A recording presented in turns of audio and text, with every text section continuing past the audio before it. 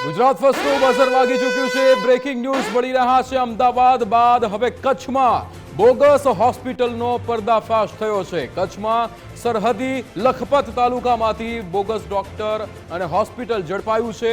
દયાપરમાં છેલ્લા 3 વર્ષથી આ જનની હોસ્પિટલ ચાલતી હતી।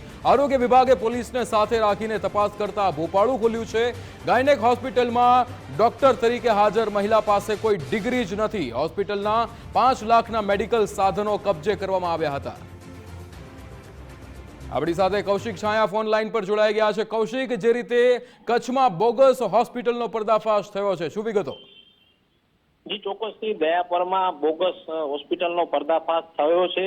અનુરાધાબેન મંટુ પ્રસાદ યાદવ, રહેવાસી મૂળ ગોપાલપુર, રાજ્ય બિહાર, છેલ્લા લાંબા સમયથી બોગસ ડિગ્રી ધરાવતા હતા અને એટલું જ નહીં, તેઓ આરોગ્ય સાથે ચેડા પણ કરતા હતા। એલોપેથી દવાઓ અને ગર્ભવતી મહિલાઓની સારવારમાં ઉપયોગમાં આવતી વસ્તુઓ જેની કિંમત રૂપિયા 4,69,339 નો મુદ્દામાલ આરોગ્ય વિભાગ દ્વારા કબજે કરવામાં આવ્યો છે અને તેઓ સામે પોલીસ ફરિયાદ પણ નોંધાવી છે। જી બિલકુલ કૌશિક, સમગ્ર માહિતી સાથે જોડાવા બદલ આપનો આભાર।